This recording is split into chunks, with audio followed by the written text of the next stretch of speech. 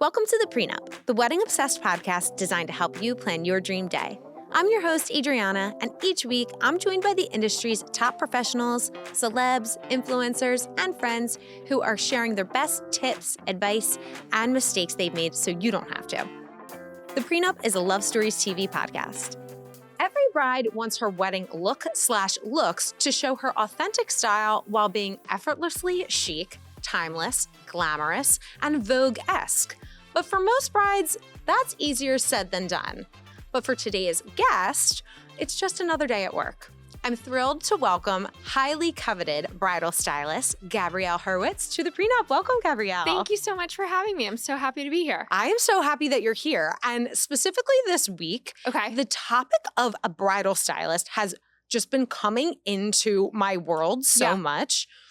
Never realized how controversial it would be. It's so strange. I didn't realize it was controversial. Yeah, me neither. But there are some wacky people out there who have this idea of what a bridal stylist is and what they should do and who they should work for. So I want to debunk a lot of that today. I'm sure most of the people who are listening/watching are not those people, but I just want to walk through it. I'm excited to get into this. I truly had no idea that anything I was doing was controversial besides like some getting personal on Instagram, but you were doing the most fabulous things and it should not be controversial, but you can never stop crazy people from doing their crazy, you know? Absolutely. And weddings, I mean, not to stoke a stereotype, but weddings can bring out some dynamics and sides of people that didn't exist beforehand. They sure can. They absolutely can. David and I were actually just talking about how weddings can bring out either the best or the worst in people. My mother became a nightmare when my sister got married. Like an absolute nightmare. And like in what way? Just like, she would get so mad at me. We love you, Mom. Most of the time. She just like a ball of anxiety about everything. Yeah. Everything. And it was like, it's not that deep. It's a wedding. Well, the pressure is on, you know? And that is another thing that I love about what you do as a bridal stylist, because there's pressure from every kind of corner, and specifically for brides about the way that they look. And we put all of this onus on, okay, well, we're going to get a hairstylist and we're going to get a makeup artist. And for a lot of the times, for a lot of people, they overlook hiring a bridal stylist, which can alleviate a lot of that pressure. Yeah, absolutely. I feel very strongly that fashion should be one of the more fun parts of planning a wedding. Yes.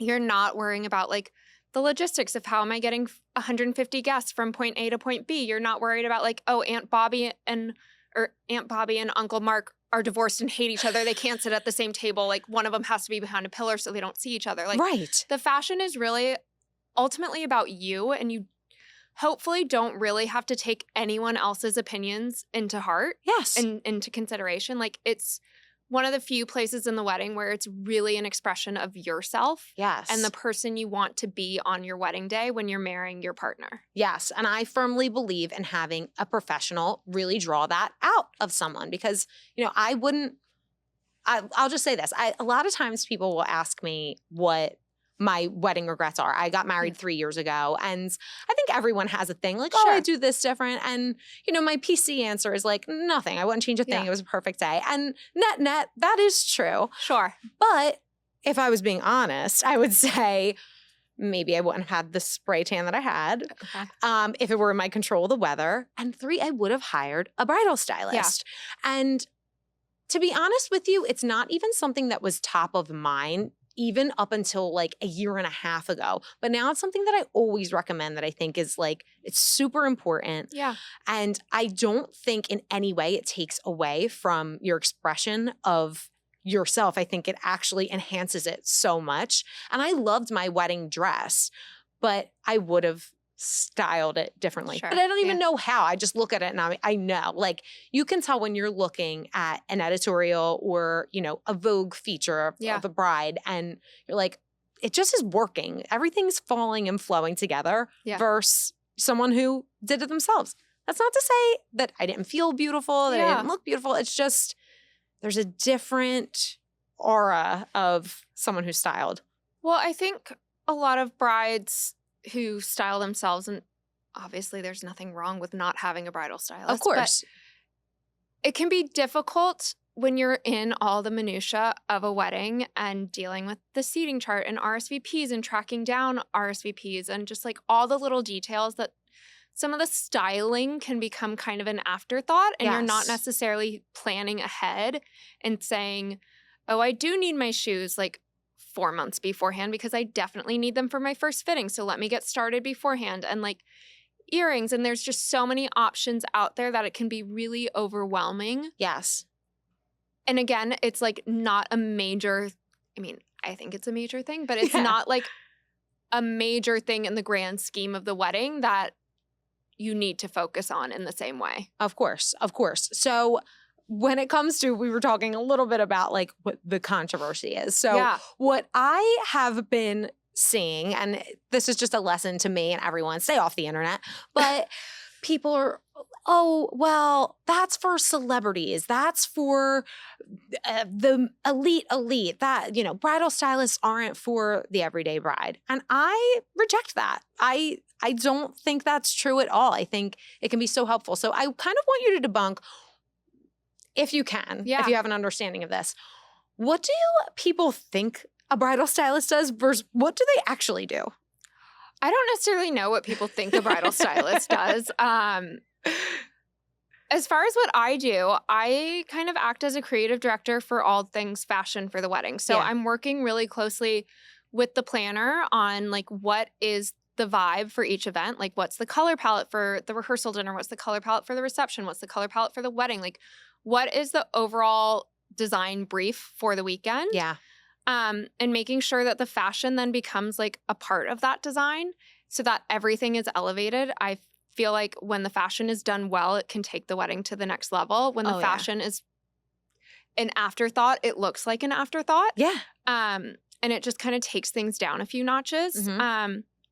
So I am not a personal shopper. Like you're not going to tell me I want this pair of shoes and I'm going to go out and source it for you. Like that's not what I do. Yeah. I think that's probably a misconception that a bridal stylist is a personal shopper. Mm-hmm. Like you're not a Barbie that I'm playing dress up with, like first and foremost. Like I am taking your thoughts and your comfort levels and all your preferences into consideration, but I'm also going to push you outside of your comfort level a little bit and introduce you to things that you maybe wouldn't have thought about, and introduce you to brands that you're not familiar with, and just really kind of like open up the world of fashion to you in a way that you haven't had access to before. And then working with you to put together head-to-toe look for every event so that the fashion, again, is really intentional and becomes like the missing piece of the puzzle for the wedding, and that it's an expression of all the aspects of your wedding and all the aspects of your personality and your personal style. Like maybe your wedding day, you want to be a little bit more subdued and a little bit more traditional for the ceremony and pay respect to like the ceremonial aspects of it. Sure. Maybe your rehearsal dinner, you want that like trendy, cool girl moment where you're like a little bit out there and mom might be a little scandalized, but that's okay because it's not the wedding day, you know? Yes. And then you can have like your fun, sexy, flirty, I'm already married, I can show a little skin, cleavage, like who cares moment for your after party. Like really playing up all aspects of your style as the ultimate form of self-expression through your wedding. Yes. So because you brought that up, kind of merging these different looks and curating these different looks, do you think it's okay to go with different styles for your surrounding wedding events? So, you know, let's say you want to go like very rock and roll, a little edgier for your shower, but you want kind of like a classic tea party look for another event. What do you think of merging those things? I love it. I think like it can be a little one note if you're doing the same thing over and over again. And like, this is your chance to really not show off, but show off your style and your personality. And like, we're all dynamic. We're not like one note people. Yes. And so why not play up different aspects of that through this opportunity of all these wedding events? Like, definitely. Yeah, be a little edgy, cool girl, like rock and roll for something. Be like sweet and demure and romantic for something else. If you're doing like a Western theme, lean into that, even if it's not something you would do in your day-to-day life. Like, I think it's really the chance to have fun with it and Yeah. play around and experiment in a way that still feels authentic and true to you, For sure.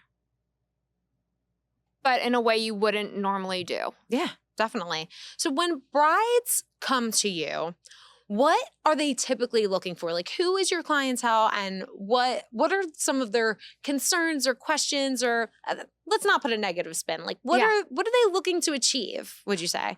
I think, obviously, especially in the age of social media, it's really overwhelming when you first get engaged and you start getting targeted with designers from like the Middle East and Australia and Yes. wherever. And you're like, oh, I love this dress. And it's like, oh, but it's not available to me in the United States because they're not carried here. Right. So I think brides come to me just to kind of help navigate the chaos. And because they really do want to like put their best foot forward and feel incredible every step along the way of their wedding weekend. Yeah. And so most of my clients are women in their not late 20s anymore. Women in their 20s, 30s, 40s, Sure. whatever it may be. Most of them are professionals who have like busy careers and are very successful in their careers and like don't necessarily have the time to scour the internet and find the brands that they want. And even if they did have the time, maybe that's not how they want to spend it. Yes. They're looking to really enjoy the process of wedding dress shopping and shopping for the wedding in general, and really want to like treat themselves to this special experience at this time in their lives. So smart. So you mentioned that it's a little bit of a cohesive approach. So you're involving some of the other vendors and you're getting a full picture of what the wedding is going to look like, in addition to the personality of the bride, which I can imagine is not an easy feat. It's, it's a lot of curation. And I guess my question is, how do you draw that out? Where's your starting point? I have a questionnaire I send to clients. Okay. Just to get to know them better, and then also have a conversation with them. I want to know, like, if they're a guest at someone else's wedding, what are they putting on? What are they reaching for in their closet? If you're going on a date night with your fiance, what are you wearing that's going to make you feel sexy and beautiful and confident? Where do you like to shop? Where would you aspire to shop?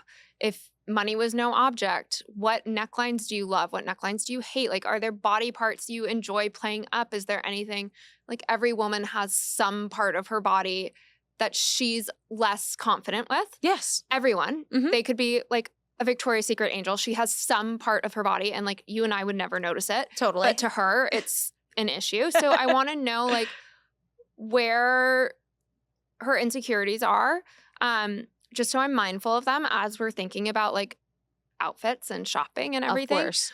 I like to know like their interior design taste, That's a huge one. celebrity style crushes, like just anything and everything they want to share with me to get like a really well-rounded approach and understanding of who they are just is helpful. And then even like favorite vacation spots, just kind of anything and everything that gives me a sense of who they are. Yes. So when you're choosing the actual pieces and the elements of an outfit, what are you taking into consideration other than obviously, personal style and design? I mean, more, how is something going to photograph? Like, what's the weather going to be like? Because you brought up, destinations and you go all over for weddings. So what are you taking into consideration in those elements? I think context is everything. Mm-hmm.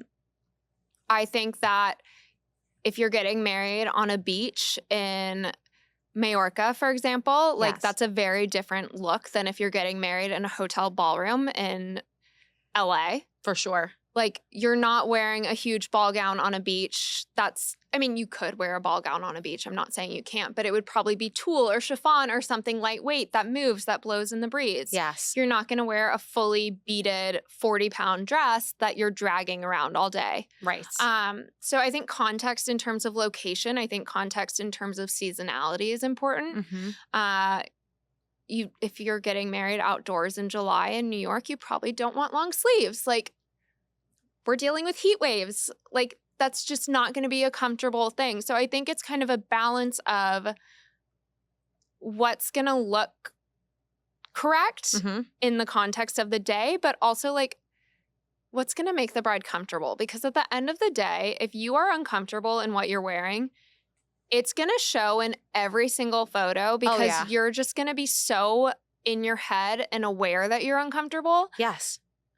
That you're never going to be able to fully relax and just be present in the moment. It's so true. Yeah, it's all you can think about when you're like, there's something itching or too tight or, you know. Like I've been a bridesmaid before and like had a dress that like my midsection is my section that I don't love and had like a dress that like needed like 3 pairs of Spanx. And I was like, this is so uncomfortable. And I was just like so aware in every single photo, like suck in. And it's like, I wasn't enjoying myself. No. And so I want to ask you this actually too. Do you ever assist in bridesmaid wear? Yeah. Okay. I do everything. So I'm consider myself a full service stylist. Beautiful. So like a full service planner does like the full weekend. Yep. And all the logistics involved. I do everyone's fashion for the weekend. So wonderful. Starts with the bride and her wedding dress, and then we move on to like her other events for the weekend. Then we go into bridal party, moms, groom or partner,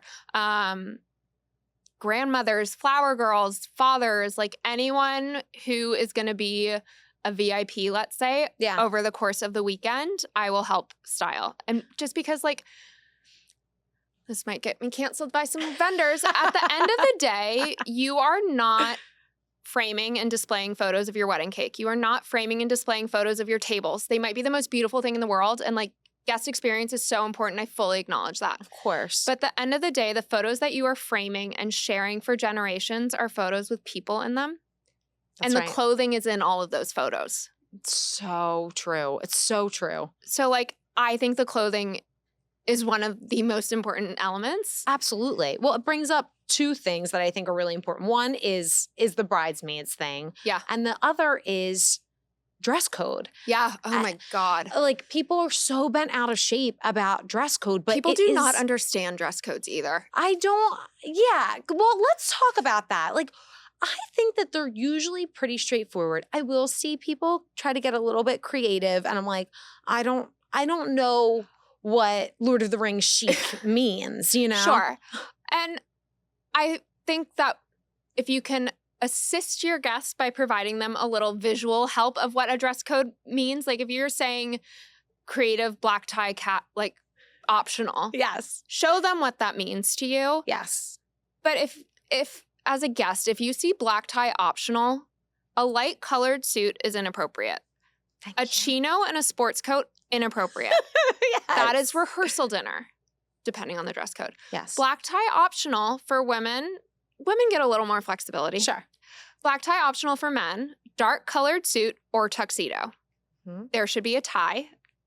Bow tie, necktie, doesn't totally matter. But it's a dark colored suit. Yes. Or a tuxedo. Yep. Or dinner jacket, sure. But like, not a cream linen suit. No. Not a navy sports coat with a khaki. Like, no. No. We were just playing a game, Beat David. So I was quizzing David on all wedding terms, and I asked him about black tie, and he knew. I was so proud of him. Good job, David.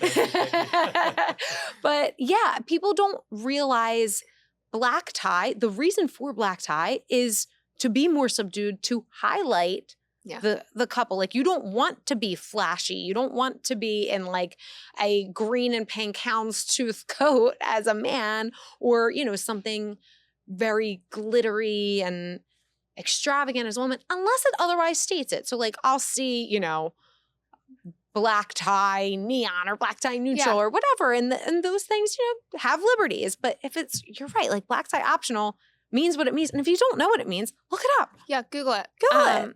Google's friend. Google is always your friend.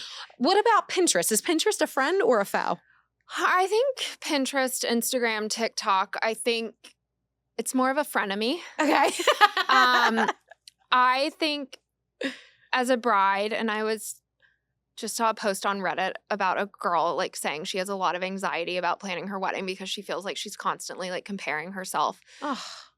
And that breaks my heart because I think it's so easy in the age of social media to constantly be comparing yourself to everyone else's wedding that's happening. Like, it used to be you only really knew about the weddings in your inner circle. Yes. and what they were doing. And now you're so aware of what the entire world is doing for their wedding. Yeah. And like, it's so easy to compare that. Oh my gosh, yeah. And everyone has different circumstances. Like, we don't know where their wedding budget is coming from. We don't know like what deals they might be getting because of connections they may or may not have. Like, we just don't have the context to be able to compare the weddings. Of course. And what's really interesting is that while it's great, like Pinterest, Instagram, TikTok, it's great for inspiration. Yeah. It also does take a little bit of personality out of it. And some creativity out of it. Because like, if you are showing your vendors, I want this wedding, okay, then hire the vendors who created that wedding. Like, trust your vendors to create something that's going to be unique and special to you. Yes. And the reason those things feel unique and special is because someone curated them. They're doing things different than what you've seen in the past. I thought it was interesting when you were talking about your questionnaire and you asked people what they like to wear, like who their influences are, what their necklines, what they like to accentuate, what they like to not accentuate. And I think when we're thinking about any aspect of our wedding, but definitely outfits, it's something to consider. Like, what do I like? Like, take a step back. Yeah. Figure out what you like, and then you can look for inspiration after that. But when you're inundated with all of this influx of information, it's like. And the other thing, like I tell all my brides, as soon as you find your dress, unfollow everyone. Like, truly unfollow everyone, because you will start second guessing it. And there's a reason you chose your dress. And as soon as you put it back on, you'll probably love it. If you don't, we'll cross that bridge when we get there. Yes. But just unfollow everyone. People get wedding dress remorse so much. So often. So do you ever deal with it with your brides? Okay. Yes. So how do you handle it with them? Because it's a question that I get a lot. Like, someone is getting married in a year. They were told they need to get their dress 12 months out. They got it. And now all these other things are coming out and they're like, oh my God, I like that so much better. It's really hard. I think I do tell people to unfollow bridal designers. Yeah, it's important. That's the first and foremost. Mm-hmm. I think the fewer people you can share your wedding dress with, the better off you will be. Yeah. In the long run. Like, and maybe stop looking at it so much. Stop looking at it. Like, you bought it. Yeah.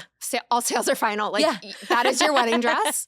I would encourage you to try to put it in the back of your head until you get to your first fitting. Yeah.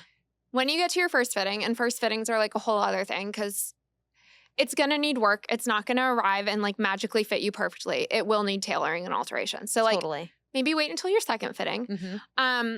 And that's when you can like really assess if you are having second thoughts about the dress. Yeah. But until then, there's not really a whole lot you can do unless you're in a position to go out and buy multiple dresses. But there's no reason for that. I think you just kind of have to remind yourself, like, you chose your wedding dress for a reason. And in that moment, it was the right choice. Yeah. And on your wedding day, it will still be the right choice. Totally. Well, the funny part about that is, too, even when brides are getting inspiration from wherever they're getting it from, a lot of times they'll bring it to a dress shop or to their stylist and say, this is what I like, this is what I love.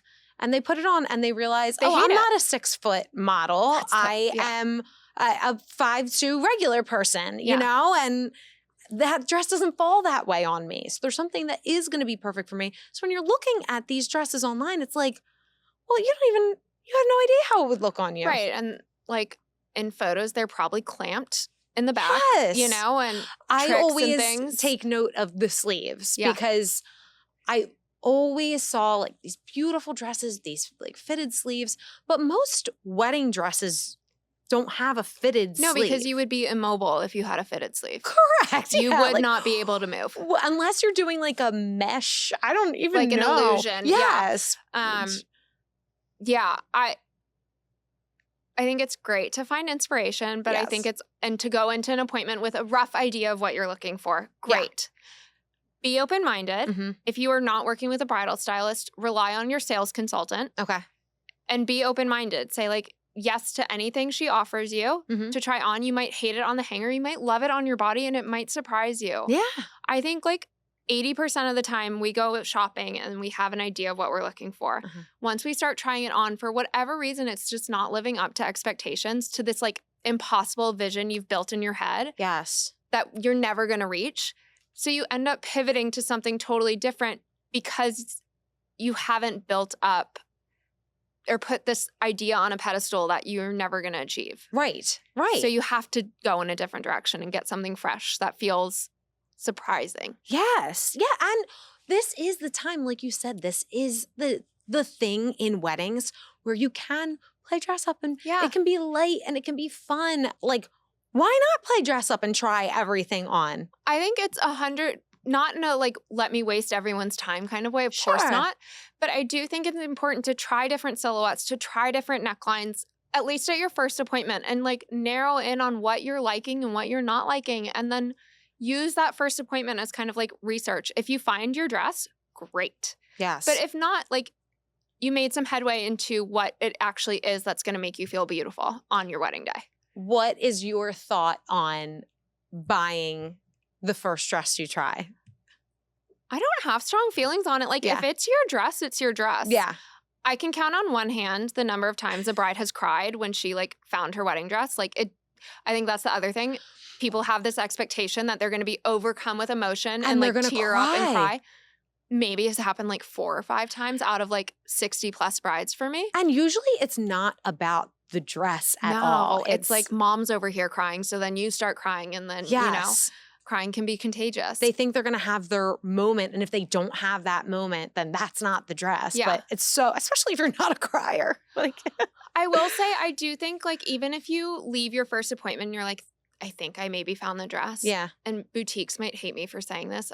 I think in this day and age, it's really important to continue to shop at least like one other appointment. Yeah. Just to make sure you are 100% confident in your decision. Yes. Because I don't want you to wonder what if at the end of the day. Like, I don't want you to have dress regret because you did not try on enough dresses to feel confident in making that decision. Absolutely. So I think it's important. Have a front runner. Be transparent at the second boutique. Hey, I have a front runner. I have this dress I really love. Can we beat it? Totally. And go into it with that attitude. If not, great. Go back and get the first dress. Yes. And maybe you do beat it. Absolutely. I think any boutique owner or sales consultant would actually agree with you too on, you know, that first go round. Of course, like the goal is to make the sale. Sure. But the last thing you want is someone getting something and then coming back and being like, oh my God, I made a mistake. I hate it. You know, and then we're dealing with this person's like, well, we can't refund it. It's a custom dress. Like, right. You know? And that's, I think, all the more reason why you do need to like shop around a little bit. And I'm not saying go to 50 boutiques. I'm not saying that. But like, I think you should go to at least 2. Yeah, definitely. Just to make sure that you are confident in your decision. So where do you go dress shopping with your brides? Can you share any places that you like to visit? Some, and this is not necessarily like your only places, but some of your top places that you love? I think if you're in New York, it is great to go directly to the designers' showrooms because a lot of them are headquartered here and you'll get the full collection versus, and I love multi-vendor boutiques, do not get me wrong. It's a great way to like experiment and try different designers that maybe were not even on your radar before you walked in. But I think once you zero in on a designer you like, or if you're like, I love Danielle Frankel, go directly to Danielle Frankel. If you're like, I love Monique, go directly to Monique and see the full collection. Yeah. Just because you're not going to be limited to what a salon's buyers think is going to sell in their store. You're going to get the full collection. Sure. That said, multi-vendor boutiques I love. Mark Ingram's great. Spina's great. Jackson James just opened up here. Okay. They have an LA location. They just opened up a New York location. Bergdorf has a good selection. Sure. Yeah, I think depending on your price point, like there are a lot of great options out there. Yeah. And I think it's totally fine to call up a boutique if you're interested in making an appointment and not sure. Like we as an industry do not do a great job with transparency around pricing. As a wedding industry, we're not great at that. So true. So if you do have a budget you want to be respectful of, call the boutique that you're interested in if they have a designer you like and be like, hey, this is my budget. roughly, like, how many gowns would you say you have that I will be able to try on within my budget? That's great advice. And this way you're not wasting your own time. You're not wasting anyone else's time. Don't waste your time. Don't waste anyone else's time. Yes. But like, if you are like, I have my heart set on, I don't know, let's say like Vera Wang. Yeah. But my budget is like $3,000. Don't go to the Vera Wang flagship. Yeah. Go to Pronovius, who has a collection with Vera Wang, you know? Yes. And it's okay to do your research beforehand. I think it's actually setting yourself up for success to do your research beforehand. So you don't go to a boutique, get disappointed that there's not a selection in either your size range or your price point, and then you're leaving frustrated. Yes, absolutely. I think to your point too, even starting out at like a multi-designer boutique, and maybe you really resonate with a couple gowns of this designer and then going to the flagship after, and but like you said, it's about your price point, finding out what's going to work well for you. What about in terms of accessorizing? Where do you like to curate?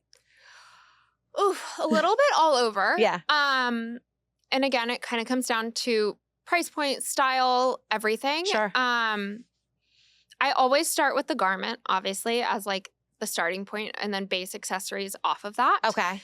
What if someone has something that they know they want to wear, like grandmom's earrings? Like, yeah, and that's happened, and I love that. Yeah. I had a bride last year, I guess it was, who she was marrying into an Indian family, and it is customary to gift the bride jewelry. So her mother-in-law had gifted her this beautiful diamond necklace. So we knew going into dress shopping, she would be wearing that diamond necklace on her wedding day. Yeah. So we kept that in mind and had her wear a necklace, not the diamond necklace, but wear a necklace as we were shopping, so we could think about like what neckline is going to work with this necklace. That's really smart. So if you have a piece ahead of time that you're looking to incorporate, if it's fine jewelry, maybe don't bring it around your dress shopping appointments. Totally. Until you've narrowed it down to like a final two. Yes. But bring something similar in scale and shape and color even, just so you can kind of picture it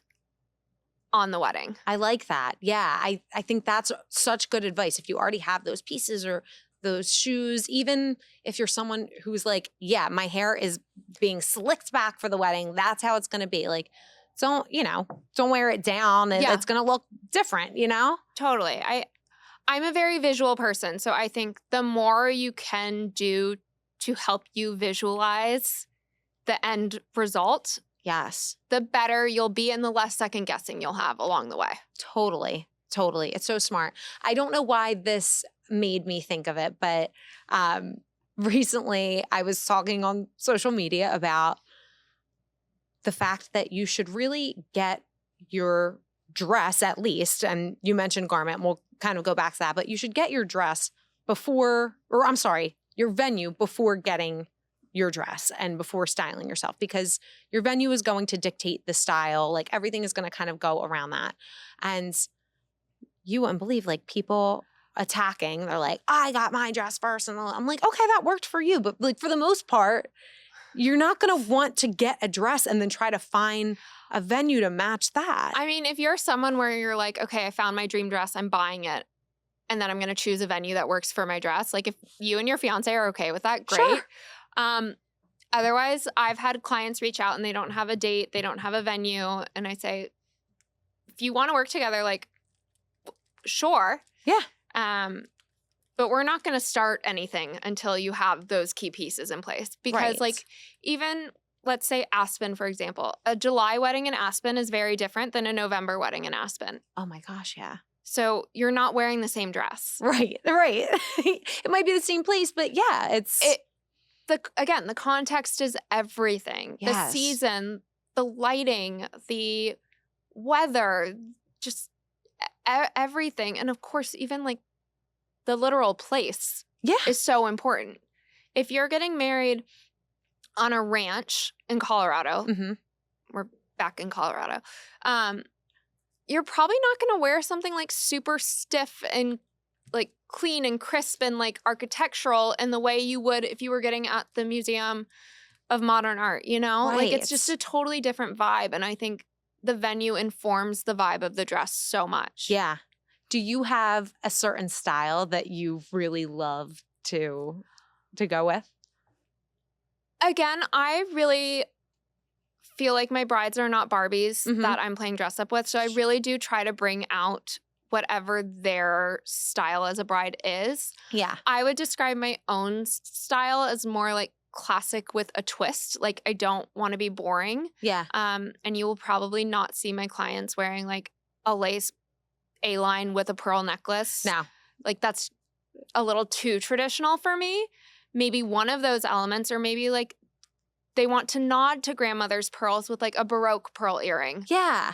So I think like it's taking traditional elements and then bringing in a twist of something that makes it feel a little bit more fresh and a little more fun and modern and fashion. Yes. And I love so much that you said that, because I think, to your point, like, you know, a traditional pearl necklace and like a sweetheart necklace, like we think of these traditional bridal elements, but we really do want to showcase our own personality, especially now. You know, there's so many fun different things we can do.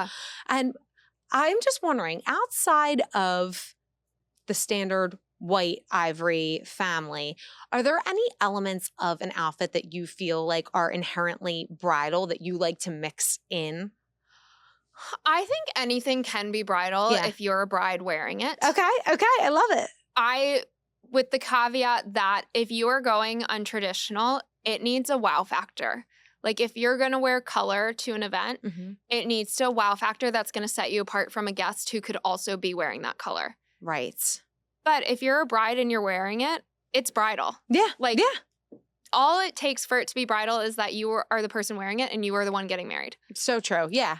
But again, like I've had a lot of my clients incorporate color at some point in their wedding weekend. And so if we do that, it's really about finding a piece that has some element that takes it to the next level, where like a wedding guest would be like, I can't wear that because I'll be standing out too much, you know? So like whether that's texture, whether that's color, whether that's embellishment, like what element takes it to the next level where you're like, oh, obviously she's the bride. Yeah. There's a TikTok sound and it's like someone getting dressed. And they're like, if it's not interesting by color, it has to be interesting by shape. Yes, exactly. But it is true. And sometimes I also think that there is a possibility to go really clean and simple and still stand out. But for brides who are a little bit more simple and they don't want to have anything that's going to be like screaming, how do you recommend navigating that so that they're not overshadowed, so to speak? Yeah. I think I think first and foremost, as long as you're carrying yourself with confidence, you will stand out. Yeah. As long as you are confident in the choices you're making and are staying true and authentic to yourself, like you will stand out. Yeah. But if you are like someone who maybe like a slip dress is more your style, but you still want to stand out as the bride, like think about a cool accessory, whatever it may be, a piece of jewelry, a sick veil, like a great shoe, like something that adds a little oomph that makes you feel a little bit more special than like what you'd wear on your day-to-day. Yes. Yeah. And even we were talking about dress code. Make sure that your dress code isn't screaming like, you know, go flashy, you know? Right. If you want to wear like a simple slip dress, your dress code is not going to be like Met Gala, do your best to upstage the bride, you know? Of course. Which like is a cool dress code. I'm all for that. I've seen it done really well. But yeah, if your style is more simple and you want to stand out even in simplicity, maybe you present a color palette to your guests that's recommended, not required. Yes. That's a little bit more subdued, like not neons and bright colors. Yeah. I think another thing people have a hard time when they're trying to style themselves without a stylist is really just finding their personal style, which of course, obviously, if you're hiring a bridal stylist, like that's going to help so tremendously. But for people who aren't, do you have any tips or advice for them into finding out what exactly that is so that they're not falling into a trend or something that just seems so traditional bridal? I would look outside of weddings.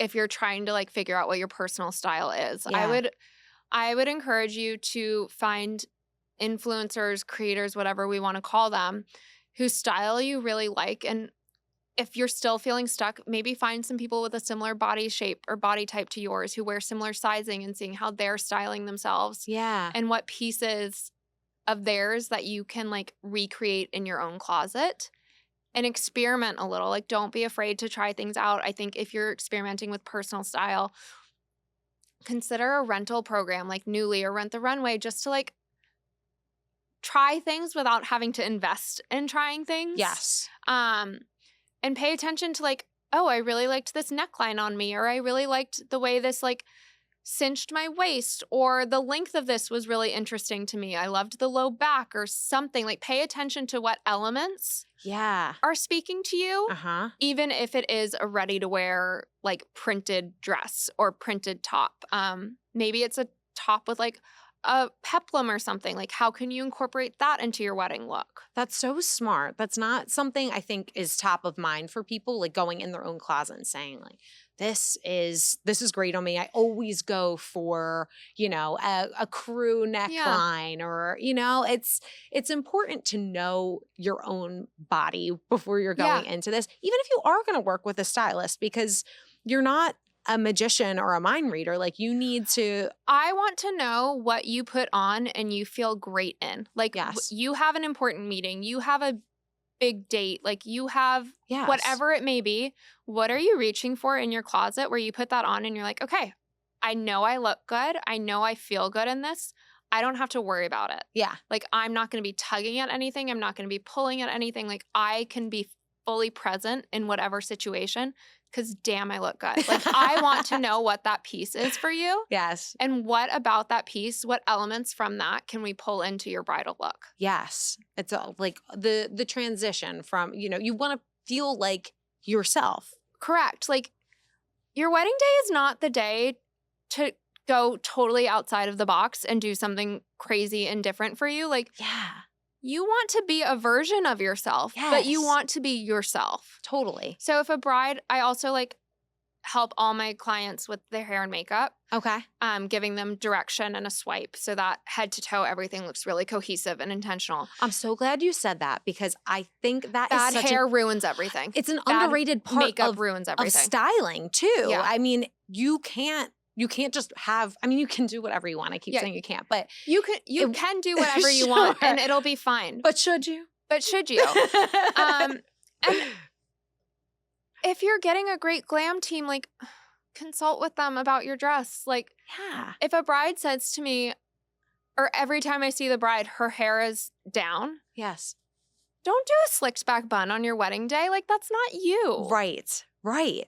And just because you saw someone wear something with this, I feel like that's the danger too of what we were talking about. Try it at a trial. Yeah. Make sure you wear it for a full day. Take lots of pictures of yourself. Have people take pictures of you. Every single angle, like throughout the day. And if it doesn't feel like you, don't do it on your wedding day. Totally. If you're like a natural glam, don't wear a ton of makeup in your day-to-day life. Why would you do a full face, like full glam on your wedding day? You're going to hate it. You're going to hate the way it looks. You should have enough makeup for cameras. Of course.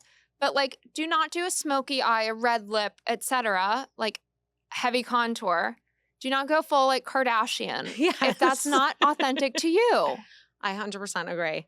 So I want to ask you in terms of style. There's a quote from Coco Chanel that I'm pretty sure is fake. Okay. And it's that before you leave the house, you should remove one accessory.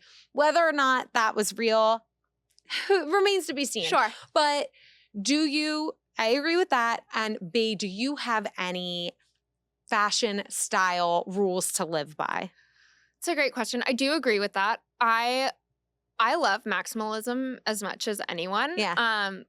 But I do think there's a point where there's like too many ideas competing for attention. Yes. And every look should have one moment that it's like, that's the moment. So if your dress has a lot going on, like do one accessory moment. That's a statement. Okay. If like you don't need a big earring, a big necklace, a huge handbag, and a fully bedazzled dress. Right. Yeah.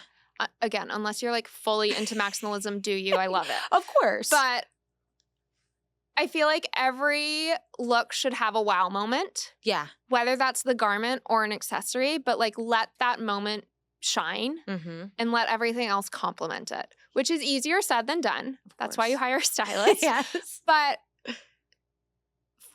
identify the moment that you want to be the wow factor Mm-hmm. and then let everything else kind of complement it. I like that. Yeah, that's really smart. So this question you might not like because Okay. it's kind of the antithesis of everything that you do in styling because it's so customized and personal. But Sure. obviously, Olivia Colpo just had her wedding. That was like the big thing. And now I'm thinking for after party, we're going to see so many of those cage skirts. So is there any element of an outfit or style that you could forecast, like when we see Bridal Fashion Week in October, do you think we're going to just be seeing a ton of? Ooh. I'm trying to think of what Or other that you would like to see? Yeah, I'm trying to think of what other like celebrity moments have been big recently. Yeah. She was the She was the big bride of the summer, wasn't she? For sure. I mean, everything comes in cycles. Yeah. Everything. So like the cupcake cage dress, it's not new. No. Please don't come after me, Olivia Colpo. But I mean, yeah, I think like designers will do a version of it, I'm sure. Sure. But I don't know that I really buy into the idea of like trends Yeah. in wedding fashion Okay. because I do think it all cycles through. Yeah. Yeah. Like when I first started, it was right when the Israeli designers were really hitting the market. And so Sure. it was a lot of like super sheer naked dresses. And like that was like 10 years ago, but we're still doing sheer. It's just like sure. a different take on sheer. Mm-hmm. Things just evolve. They're Evolve. Like puff sleeves are back and they were huge in the 80s and everyone was like, those are never coming back. And not, here they so are. many dresses have a puff sleeve. Yes. A lot of like basque waists were really big last season. Yep. I don't think that's going to go away. I think like the 90s will probably continue to influence bridal fashion right now. Yes. But I think every designer has something they do really strongly. And I think it's kind of figuring out a way to incorporate trends into what is true to them. Yeah. Yeah. That's smart. Okay. I love this. So we do something, Gabrielle, every episode. It's called premarital counseling. Okay. And a listener or follower, they will write in a question or concern, and they just want us to give them a little bit of advice. Okay. So we always change the names. It's always anonymous if anyone ever wants to write in. Okay. But today's submission is from Kelsey, and I was Okay. hoping that you could help me. I will do my best. Okay. All right. Hello, Kelsey. Kelsey says, okay, how do people choose a wedding dress? My wedding is 14 months away, and I am having the hardest time figuring out my bridal style. I have already gone to 6 dress shops, and I love everything. I look at dresses online constantly. I love everything. LOL, it sounds like a good problem, but I haven't even picked the dress yet, and I'm having FOMO. I want them all. How do I pick my dress/dresses and avoid buyer's remorse FOMO? Okay. So he talks a little bit about Let's break this down into a few different things. Kelsey's excited. I love that for you, Kelsey. I'm excited for you. First and foremost, I would say 14 months out is too far out to be shopping for a dress if you are an indecisive person. Yes. Yes, I agree. 9 to 12 months is a sweet spot. Is 9 months enough time? Because a lot of It times— depends on the designer. Okay. So would you recommend let's call them up and say, how long do we need? What's like longest leeway? Yeah. Okay. Because you need 8 weeks for alterations. Okay. And everyone's timeline of getting the dress actually produced is going to be totally different. Sure. And some designers do rush fees, some do not. So call, but I do think 14 months out, you're just going to confuse yourself. Yeah. Okay, that's step 1. I would say if you're feeling this way right now, take a break. Take a break from shopping. Absolutely take a break from looking at designers online. I think that's going to confuse yourself even more. Yes. I'd go so far as to say unfollow a lot of people. Yeah. Just because, again, it's overwhelming. It's confusing. you're going to find a designer you love who's like based out of Lebanon and they're not going to be available in the United States. And it's just like going to be heartbreaking. So like get off social media. I would say find a really core group of people to shop with who know you and know your style really well and are not going to insert their opinions or project their opinions onto you. Yeah. Like I love my little sister, love her to death. We have very different tastes, very different styles. I would never go shopping with her because I know that she would say, oh, I hate that. Right. Because she hates it for her. Sure. Not because she hates it for me. Absolutely. So what would you say your style is? Just a little tangent here. Tailored, feminine, which is kind of a contrast, but I like it. Yeah. And classic, but like fashion classic. Okay. Like I'm single, but if I were to get engaged, I would be shopping at like Oscar or well, Carolina no longer does bridal, but like Yeah. Marcarian even. Yeah. Layla Rose. I love Danielle Frankel. I'm like her biggest fan. Oh my God, so sharp. I'm not cool enough to wear Danielle Frankel. You're cool enough for anything. I really appreciate that. I know I'm not cool. And I'm okay with that. I own that. You are cool. Thank you. I do not dress cool. So like, yeah, that's kind of my style. Okay. I love that. But I think it's about knowing who's going to be the right support system. Yes. And limiting that to like 1 or 2 people. Do you think that is as many as you should? 2 people? Correct. Including or excluding your stylist? Excluding your stylist. Okay. But the fewer people you can bring with you, the better. Mm-hmm. Do not share photos of every single dress you've tried on with your group chat. Like, that's not helpful. No. Not helpful. No. Because if they're your good friends, they're going to hype you up and say you look good in everything. Of course. Just so sweet. Love that. Yeah. Not helpful. So my favorite is like when it's just me and a bride. Second favorite would be just me, bride, mom. Mm-hmm, mm-hmm. Like you do not need to make a decision by committee here. Like that's not what this is about. No. And not that she said that she was doing that, but I think limit the decision makers. Yes. We had a recent submission for premarital counseling that bride was bringing grandma, mom, and future mother-in-law. Too many people. Well, it's mom, mother-in-law, grandma. I'm going to say this as kindly as possible. Okay. They probably have very different views on what a wedding dress should be for sure than you do. Do you think that's healthy to have those different opinions or you just No. Say more. I think that if you are going wedding dress shopping with family members, with friends, yes, you have a conversation beforehand. Mm-hmm. Hey, here are 3 key words that I want to keep in mind when I'm dress shopping. Like I want to be classic, I want to be romantic, and I want to be, God, I don't know, regal, let's say. Yeah. I do not care about being modest. Mm-hmm. I do not care about being like if timeless is not one of your words, tell them that. Like prep them so that they're not contributing unhelpful information throughout the appointment. That's some of the best advice I've heard because too many cooks in the kitchen. And like you said with your sister, you just don't have the same style. No, and that's okay. Like we do not all have the same style. But like if you want to be sexy on your wedding, I love that for you. Lean into that. Yeah. But like tell mom, grandma, best friend before you go shopping, hey, I want to be sexy in my wedding dress. So and that's something I'm actively looking for. Not helpful. Not helpful. Like, I don't care. And if you say that, I'm just going to ignore you. I'm going to say thank you. It is too low cut. That's exactly what I'm looking for. I want my tits out, you know? And that's fine.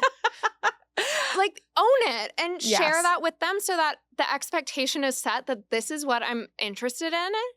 And I don't really care for your opinion if it's not being supportive of that. For sure. Oh, my gosh. Okay. We love a boundary. Love a boundary. Yeah. So I'm sorry, Kelsey. I was giving advice to someone else, but let's get back to her. So she's just too far in advance. I think you're too far in advance. I think you're over shopped at this point for where you are in the process. Yeah. I think take a breather, unfollow people on social media. Don't get off Instagram, get off TikTok, like get off Pinterest, wherever you're getting your information, take a breather. Yeah. Look back at the photos of the dresses you've tried on and see if you can identify what it is that you like about the dress. Like even write down, okay, at dress shop 1, I liked this dress because I don't even care if it's something as stupid as I liked the pattern of the lace. Not that that's stupid. Yeah. But like I liked the lace pattern on dress 1. Uh-huh. I liked the sleeve on dress 2. I liked the neckline of dress 3. Like see if you can identify like tangible things that you liked and then compare your notes and see like, oh, I really do like a scoop neckline or a square neckline. Oh, I really keep coming back to the fact that I like a fitted silhouette or whatever it is. Like identify what those factors are that are in common between everything you're loving. I think too, it sounds like you're open to doing multiple dresses, which fun. I think that's great because it takes the pressure off the ceremony dress having everything. Yeah. Like it doesn't need to be this unicorn. Like it can be 1 or 2 things, but it doesn't need to be everything. Right. Like let your reception moment be your sleek, sexy, like Carolyn Bessette Kennedy dress. Oh, yes. Let your after party be your sparkle moment. Like maybe your ceremony is your lace, your reception is slinky, sexy slip dress, and your after party is like party, sequin, beaded, fringe, whatever. Yes. And even think about like your rehearsal dinner. Maybe that's like that can be a moment. Like your wedding dress is not the end all be all. For sure. It is the most important garment of the weekend, but it doesn't need to be the only garment of the weekend. Right. You have to If love you're it. planning You should on love doing other dresses. everything about it, but it doesn't have to have every element of every outfit you've ever loved.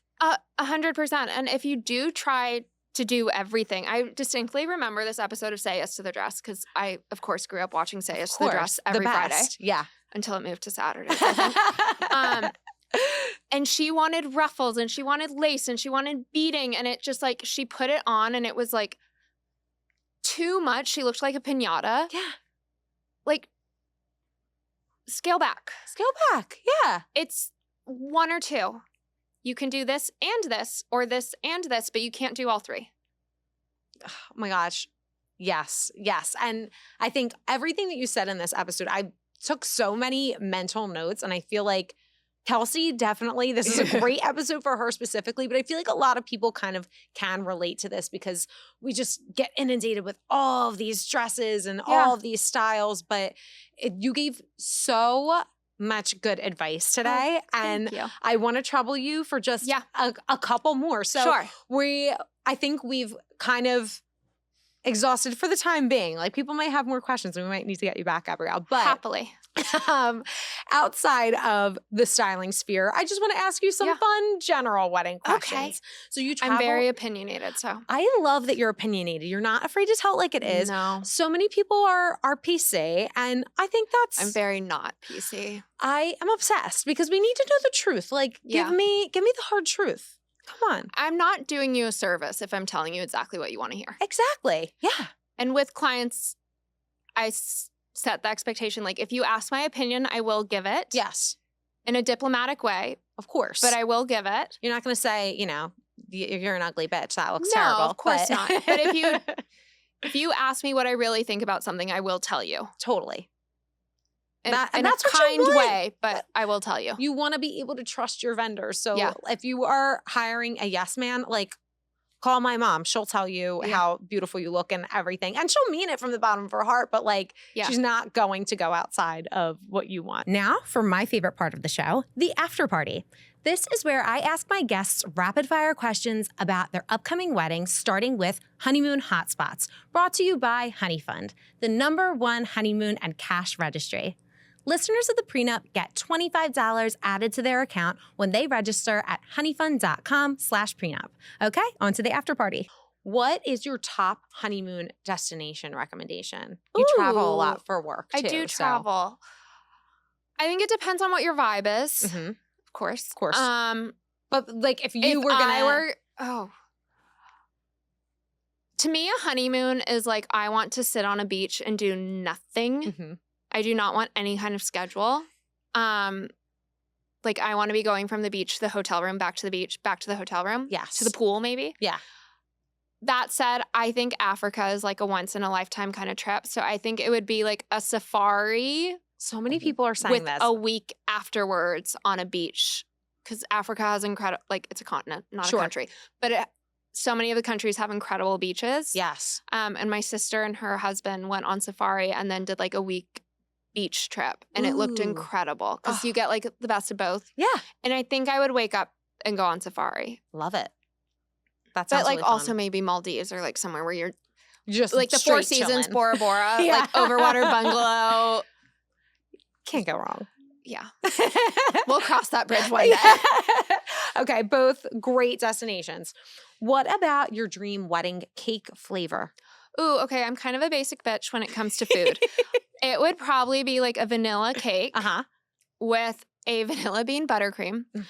But like maybe there would be like a passion fruit curd because I'm obsessed with passion fruit. Oh my God, that sounds good. And then maybe like outside layer would be vanilla buttercream, but like inside layers would maybe be like a blackberry buttercream with a passion fruit curd.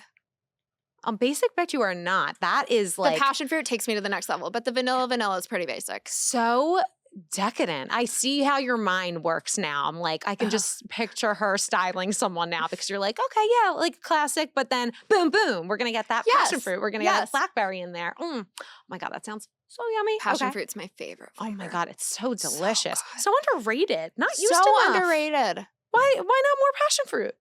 It should be everywhere. It's delicious. Absolutely. Okay, what is one song that's going to get you on the dance floor at a wedding? Right now, anything Chapel Roan. Oh my gosh. Anything Pink Chapel Pony Roan. Club. Red Wine Supernova, Hot to Go, like after midnight, like literally anything Chapel Roan, I will be singing along dancing. Obsessed. I just bought tickets to go see her in Nashville. Shut up. I'm like flying to go see Chapel Roan. When is it? October 1st. I also get to see my nephew while I'm there. So like best of both. Yeah. Anything Chapel Roan would get me on a dance floor right now. Hell yeah. Oh my gosh. So good. Okay. If you could invite any living dream guest to your wedding, who would you invite? Okay. I'm thinking it needs to be someone who's going to like get the party going versus someone I want to like sit down and have a conversation with because it's a wedding. You're not sitting down and having conversations with people. I like the way you're thinking about this. Maybe like Paris Hilton. I feel like she would be a fun wedding guest. Yeah, she's a party girl. I don't necessarily like have strong feelings about Paris Hilton, but like that's the first person who came to mind because she could like do a little guest DJ set. Oh, fun. Yes. I don't know anything about Paris Hilton, to be clear. But like a Stars Are Blind moment could be fun. Absolutely. Oh my God, Stars Are Blind. What a throwback. That's a really good question. And I feel like as soon as I leave here, someone's going to come to mind and be like, well, obviously them. We can always make like an Instagram update, but why was I going to bring you up, David? Because we were talking about movies earlier. That's right. But what about Paris Hilton specifically? Stars Are, well, I probably figured David would have no idea what Stars Are Blind is. That's probably right. Yeah. So Stars Are Blind was a Paris Hilton bop back in the day. David also had never heard of The Hills. So that was hard for me. Yeah. Yeah. Wait, who's your guest? Oh gosh. Okay, so I think about this a lot right now. It's probably Drake. Reason being, I would love for him to perform, get things going. But I also, for no reason, I've never met Drake and I don't know anyone who knows Drake. I feel like we are kindred spirits and like we would be buddies. Like, I like this. We would get along really well. I think we have the same sense of humor. I think he would be ready to party at my wedding. Okay, I support that. Yeah. So right now it's Drake, but you know, we'll see. That could change. Yeah, sure. Depending on, you know, the rap feuds, because who knows? Well, yeah, he's not doing so great right now. No, but he's not. But I still support him from the Degrassi days when he was in his wheelchair. Yes. Of course. How could you not? David, what about you? Do you have I was going to say guest? Degrassi, I do know about. You do know Degrassi? I used to have to sneak watch Degrassi because my mom would not let me Me watch it. too. Yeah, it wasn't intentional. Like for kids, I don't think they make stuff like that anymore. It was on As Noggin. they shouldn't. It was on Noggin. The end. Yeah. They should not make shows like that. For children. No. Not for children. But I think it was great. It was a fabulous show. Well, who would be your dream wedding guest? I feel like Rihanna. Rihanna! Okay, that's a great good one. one. Yeah. Yes. Would you want her to perform or just a party? Probably perform. Okay. Love Yeah. that. And Love then that. party, I think it would be pretty good too. I think like any Rihanna throwback is like amazing. And I don't think course. Rihanna would like try to upstage you guys. Like, I would say Beyonce, Mhm. But then, but like, then no one would give a shit about me because Beyonce's there. of course. Which, like, I wouldn't give a shit about me. It's Beyonce. Totally. Yeah. So, like, you're not Yeah. that she would actively try to take attention away, but just by being Beyonce, she would. can't help it. Absolutely. Yeah, I agree with that. I think Beyonce is a little too Yeah. Love the girl, but fabulous woman, in every way. excuse me. But yeah. Okay. And Gabrielle, last question I Okay. have for you today. What is one piece of practical advice that you could impart to any couple planning a wedding? Whew. Like just general wedding practical advice. Yeah. Okay. Trust your vendors. Trust your vendors. Like Mhm. you hired them for a reason. Trust that they will execute the vision you have with them as long as you keep like open, clear lines of communication Yes. between the two of you. But like don't micromanage them. Yeah. Really trust that they are doing what you hired them to do. They're the experts. Yeah. And respectfully, you are not. So just lean in. Yeah. Yeah. Oh, that's really good As advice. long as you have good vendors. Yeah, Like well, that's yeah. step one. And do your But- research. Like, But once you have the vendor team in place that you believe in and you trust and you're excited about, mhm. trust them Yeah. to Really smart. execute. Yes. That's fabulous sage advice. Gabrielle, you are an angel. my Thank God, you for thank being you. here. It was so fun to talk with you. Where can everyone find you and your fabulous work? On Instagram at Gabrielle Hurwitz. I have a TikTok, but I don't use TikTok. I scroll. Yes, Um, of course. And my website is GabrielleHurwitz.com. Gabrielle, thank you so much Thank for you. being This here. was so fun. Yay. Thanks for tuning into the Pre Nup. Don't forget to subscribe and leave us a review on your favorite podcast platform or on the Love Stories TV YouTube channel. Follow at _pre_nup and at Love Stories TV on Instagram for more. Have feedback or suggestions for the next episode? Feel free to reach out to us at podcast@lovestoriestv.com.